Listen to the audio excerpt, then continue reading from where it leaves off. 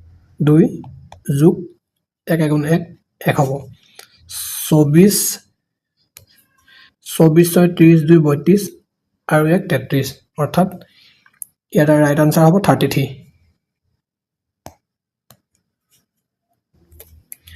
এতিয়া নেক্সট কোৱেশ্চনটো আগবাঢ়িছো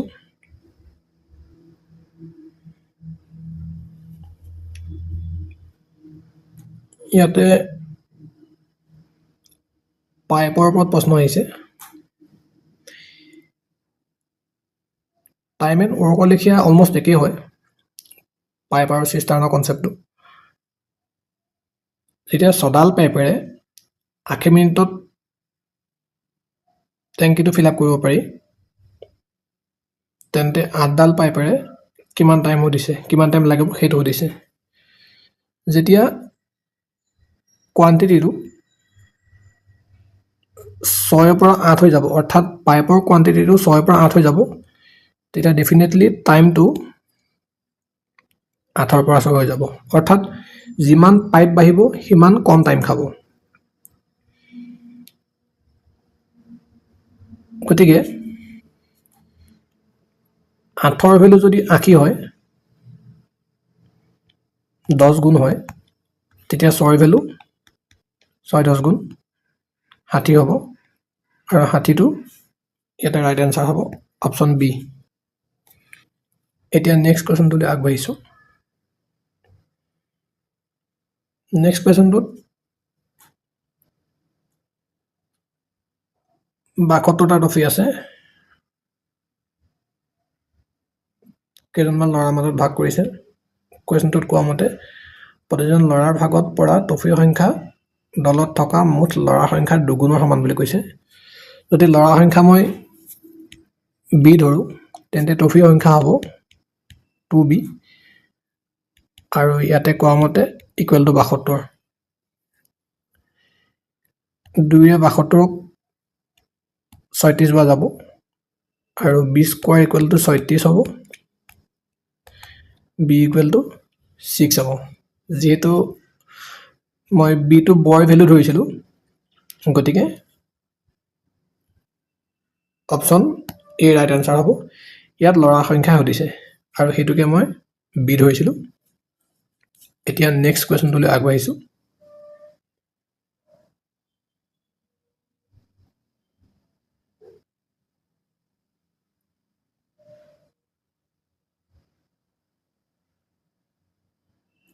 নেক্সট কোৱেশ্চনটো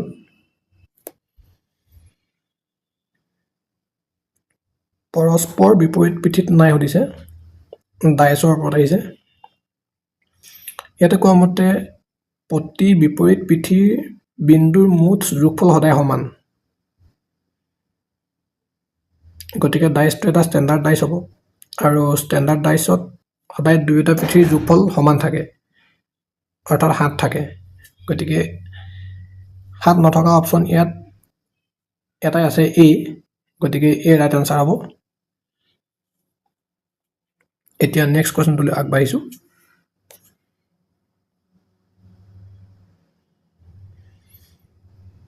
এটো কোৱাড্ৰেটিক ইকুৱেশ্যনৰ ওপৰত আহিছে অৰ্থাৎ দ্বিঘাত সমীকৰণৰ ওপৰত আহিছে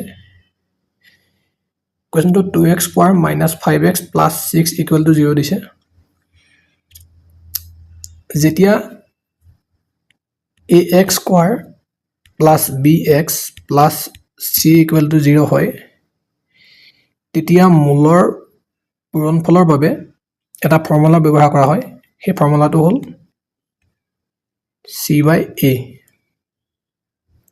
আৰু ইয়াতে চালে আমি দেখা পাম যে c ভ্যালুটো 6 আৰু a ভ্যালুটো 2 আৰু ইয়াতে 2 6 তিনিবাৰ যাব গতিকে অপচন বি ৰাইট আনসাৰ হ'ব এতিয়া নেক্সট কোৱেশ্চনটো আগবাঢ়িছো ইয়াতে কোৱেশ্চনটোত গড়ৰ ওপৰত আহিছে এই কোৱেশ্চনটো যদি কেনেবাকে বেসিকত কৰিবলৈ যোৱা যায় অৰ্থাৎ মাল্টিপ্লাই কৰি তেতিয়া কোৱেশ্চনটো ক্যালকুলেশন বিলাক বহুত ডাঙৰ হৈ যাব এটা মই ক্যালকুলেশনটো কমাবৰ কাৰণে এটা বস্তু দেখুৱাব লৈছো যেহেতু কোৱেশ্চনটোত কোৱা মতে টোটাল শিক্ষাৰ্থী 50 জন আছে আৰু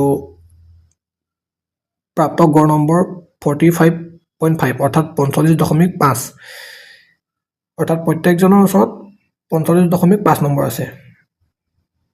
কিন্তু সমস্যাটো হ'ল 85ৰ ঠাইত যিহেতু 58 বুলি ভুলকৈ এটা নম্বৰ ইনক্লুড হৈ গৈছে, গতিকে এতিয়া একচুৱেল গড় মানটো অৰ্থাৎ শুদ্ধ গড় মানটো কিমান সেইটো সুধিছে।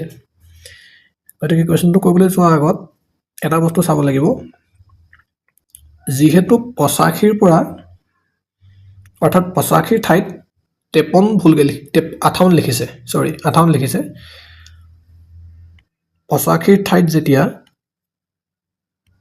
58 লিখিছে, গতিকে ইয়াতে আপোনাৰ ভুল কৰিছে কিমান, মানে ডিফাৰেঞ্চটো 27 হ'ব।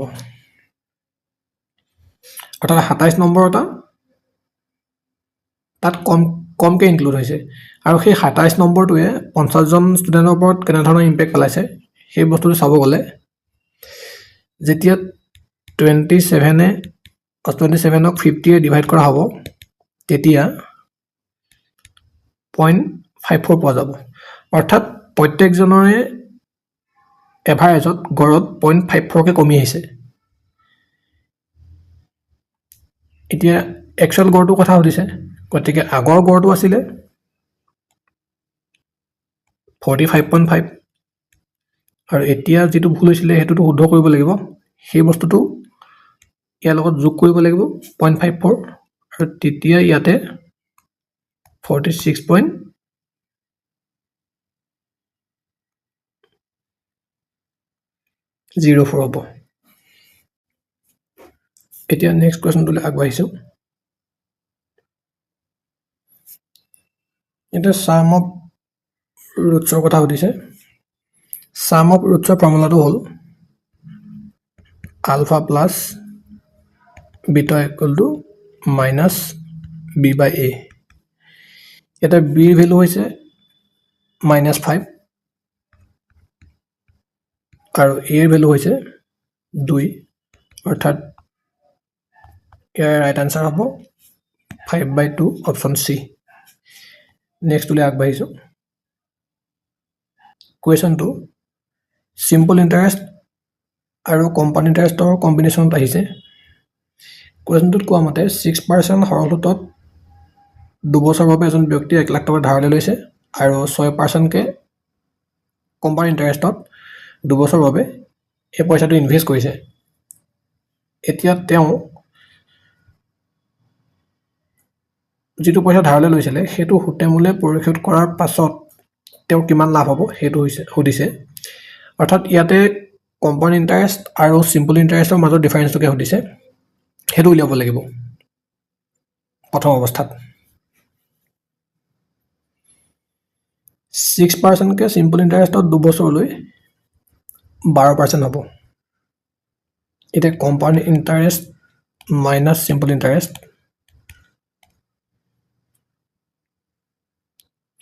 আমিতো গম পালোঁ যে চিম্পল ইণ্টাৰেষ্ট 6%কৈ 2 বছৰলৈ 12% হ'ব, কিন্তু কম্পাউণ্ড ইণ্টাৰেষ্ট উলিওৱাৰ এটা ফৰ্মুলা আছে 2a.a²/100। এই ভেলুটো যিহেতু 6 হয়, গতিকে 2a মানে 12 পইণ্ট ডট a² মানে হ'ব 6ৰ স্কোৱাৰ অৰ্থাৎ 36/100, গতিকে 12.36 হ'ব। আৰু 12.36ৰ পৰা যেতিয়া 12 মাইনাছ কৰা হ'ব তেতিয়া 0.36 পোৱা যাব। আৰু ইয়াৰ লগত মূলধনটো অৰ্থাৎ 1 লাখটো মাল্টিপ্লাই কৰিব লাগিব আৰু তলত 100ৰে ডিভাইড কৰিব লাগিব, তেতিয়া অপশ্যন এ হ'ব। বা 0.36 দেখি ইয়াতে 36 থকা অপশ্যন এটাই আছে, এইটো অপশ্যন এ, তেনেকৈ অপশ্যনটো মাৰ্ক কৰিব পৰা যায়। এতিয়া নেক্সট কুৱেশ্যনটোলৈ আগবাঢ়িছোঁ।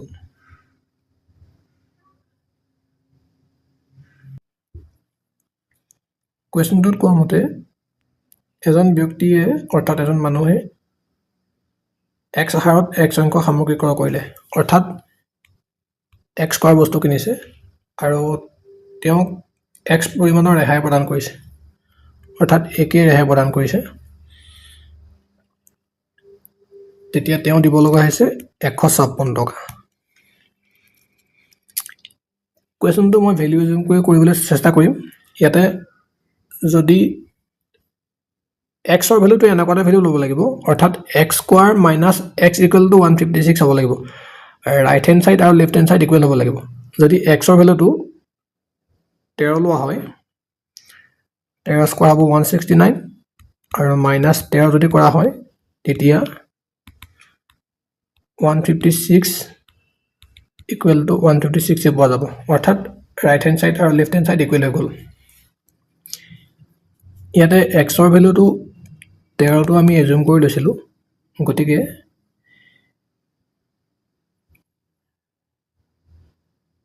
এক্স মানে ইয়াত কোৱা মতে সামগ্ৰী, এক্স সংখ্যক সামগ্ৰী অৰ্থাৎ কোৱান্টিটিৰ কথা কোৱা হৈছে। 13 লগত কি সংখ্যা পূৰণ কৰিলে 156 পোৱা যাব, অৰ্থাৎ 13 লগত কি সংখ্যা পূৰণ কৰিলে 156 পোৱা যাব। তেতিয়া 156ক 13 ডিভাইড কৰিলে 12 পোৱা যাব, অৰ্থাৎ কষ্ট প্ৰাইচটোৰ কথা যদিও সুধিছে, কিন্তু আফটাৰ ডিছকাউণ্টৰ পাছত সুধিছে। গতিকে 13টা সামগ্ৰী কিনিছে, ডিছকাউণ্টৰ পাছত 12 টকাকৈ দিছে, তেতিয়াহে 156 টকা তেখেতে দিব লগা হৈছে। গতিকে অপশ্যন বি হ'ব ৰাইট আনচাৰ।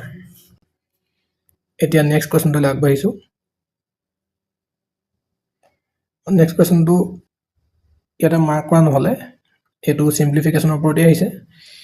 পুনৰবাৰ ইয়াত দেখা গৈছে যে স্কোৱাৰৰ ওপৰত আকৌ কুৱেশ্যন আহিছে, অৰ্থাৎ যিসকলৰ স্কোৱাৰ মনত আছে তেওঁলোকৰ কাৰণে কুৱেশ্যনটো কৰিবলৈ সহজ হ'ব, অন্যথা যিসকলৰ মনত নাই তেওঁলোকৰ পুনৰ অলপ বেলেগতকৈ বেছি সময় খাব, এক্সামত বেছি সময় কনজিউম কৰিব। ইয়াতে 16ৰ √16/10টোক আমি 4/9 লিখিব পাৰোঁ। ঠিক তেনেদৰে √25/144টোক 5/12 লিখিব পাৰোঁ, আৰু √225টো অৰ্থাৎ 15 স্কোৱাৰ হয়, 15 স্কোৱাৰ হয়, 15/27 লিখিব পাৰোঁ। এতিয়া 729টো 27 স্কোৱাৰ বুলি মোৰ মনত আছে, 27 স্কোৱাৰ বুলি মনত থকাৰ কাৰণে মোৰ এইটো কেচ কৰিবলৈ সহজে সুবিধা হৈছে, কিন্তু যিসকলৰ মনত নাই তেওঁলোকে আকৌ তাক উলিয়াব লাগিব। এতিয়া 27, 12 আৰু 9ৰ LCM হৈ যাব 108। 27 108ক 4 বাৰ যাব, আৰু 4 পোন্ধং 60 হ'ব, মাইনাছ 12 108ক 9 বাৰ 108, 9 বাৰ যাব, আৰু 9 5 গুণ 45 হ'ব, মাইনাছ 9 108ক 12 বাৰ যাব, আৰু 12 পূৰণ 4, 4 বাৰ 48 হ'ব। ইয়াতে 60 মাইনাছ 80 আৰু 8 পাছে 13, 93, অৰ্থাৎ 33/108 হ'ব, আৰু 3ৰে কাটিলে 11 বাৰ যাব, 3ৰে কাটিলে 36 বাৰ যাব, অৰ্থাৎ অপশ্যন -11/36 হ'ব। ইয়াতে অপশ্যন ডি হ'ব ৰাইট আনচাৰ। কুৱেশ্যনটোত ৰেড চাৰ্কল কৰিবলৈ থাকি গৈছিলে। আজিৰ ভিডিঅ'টোত ইমানেই আছিলে, মাজতে 2-এটা কুৱেশ্যন থাকি গৈছিল কাৰণে মই একেবাৰতে কৰি দেখাবলৈ ট্ৰাই কৰিছোঁ। ইয়াতে 2টামান কুৱেশ্যনত মই সলিউশ্যন আপোনালোকক বুজাবলৈ ট্ৰাই কৰিছোঁ কাৰণে টাইম বেছি লৈছে। যদি মেথছত বেছিক কনচেপ্টখিনি ক্লিয়াৰ থাকে আৰু লগতে কেলকুলেশ্যন স্কিল ভাল হয়, তেতিয়া এক্সামত যথেষ্টখিনি সহায় হয়, অৰ্থাৎ স্পীড প্লাছ একুৰেচি দুয়োটা বস্তু মেইনটেইন কৰিব পাৰিলে এক্সামত যথেষ্টখিনি টাইম ছেভ হৈ যায়। আপোনালোকে সলিউশ্যনবিলাকৰ কিছুমান হয়তো বুজি নাপাবও পাৰে, সেইখিনি মই পাছত কনচেপ্ট ক্লাছত বুজাবলৈ ট্ৰাই কৰিম। আৰু লগতে এটা কথা ক'ব বিচাৰিছোঁ যে সলিউশ্যনবিলাক কিছুমান দেখাত সহজ যেন লাগিব পাৰে, কিন্তু তাৰ কাৰণে মেথছ প্ৰেক্টিছ কৰোঁতেই ঘৰত যথেষ্টখিনি কাম কৰিবলগীয়া হয়। ভিডিঅ'টো ৰেকৰ্ডিং কৰোঁতে বাহিৰৰ পৰা নইজ হ'ব পাৰে, তাৰ বাবে আপোনালোকৰ সকলোৰে ওচৰত মই ক্ষমা বিচাৰিছোঁ। আপোনালোকে যদি সলিউশ্যনবিলাক চাই ভাল পালে তেন্তে লাইক, ছাবস্ক্ৰাইব আৰু শ্বেয়াৰ কৰিবলৈ নাপাহৰিব। ধন্যবাদ।